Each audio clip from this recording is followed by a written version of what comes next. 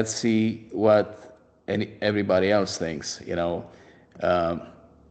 Again, the question is, how likely is that the public is going to be confused when you look at these two marks?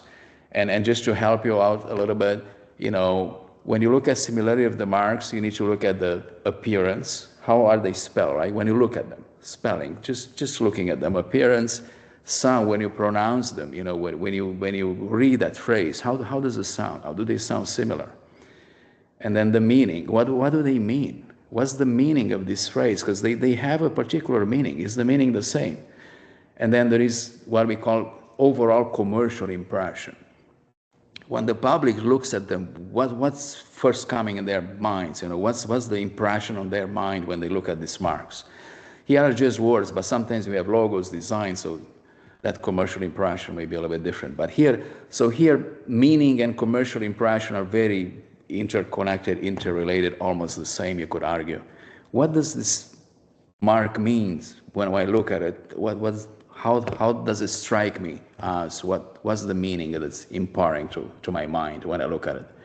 So think about that. And just one more note, if the marks are similar in one aspect, either in an appearance, either in sound, either in meaning or commercial, one aspect, if they are similar in one aspect, they are similar.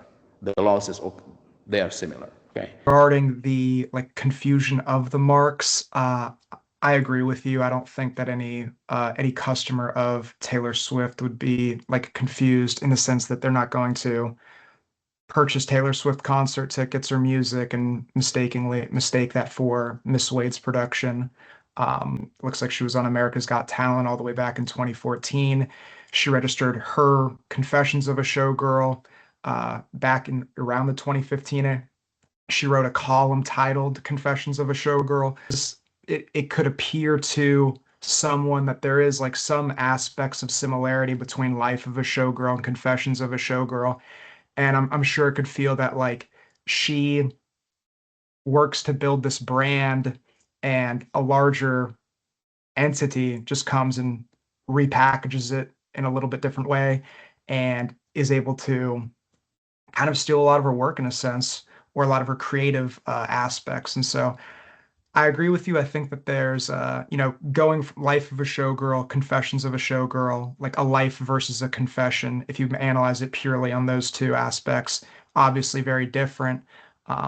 Maybe they did, maybe they didn't do a trademark clearing search. My guess is they did. I can't imagine them picking up a phrase and not doing a trademark clearing search, Emily. I think they did, but they could have concluded, and I don't blame them for that. They could have concluded, look, they might be considered similar, but on balance, I think we can win this case. I don't think they may have arrived to a conclusion, a legal conclusion. I don't think these are likely to confuse the public. So I think they may have done a search, a clearing search. I think it's very likely they did. But they concluded that there is no likelihood of confusion, or the risk is not to a degree where they cannot win if these issues pop up. They were probably aware of the risk, but they took a risk and thinking they can win this case, and I think they will. So that's my guess here. But you're opining as a ordinary member of the public, right? Because that's the ultimate question. What is the public going to think? Is the public going to be confused or not? So we are, some of us trademark practitioners, some of us patent practitioners, and other roles in our firm. But the question, we are also members of the public, right? So we can have opinions as member of the public, because we're going to see these marks in the marketplace and we can opine. We have the right to opine. So Angela, what do you think? Yeah, so I also am a patent agent, so I'm, don't practice in the trademark area. So I'm representing more sort of the general public. When I first heard about it, I did immediately think, well, they're very different. They bring up they have a different feeling in my mind. Sort of confessions of feels like, oh, I've got secrets. I've got insider information that you might not know, kind of a whisper, versus the Life of a Showgirl seems more like, hey, this is my life, check it out. So So initially, when I heard about it, that was my impression as sort of somebody who's not familiar with Taylor Swift or with Miss Wade. That was my initial impression.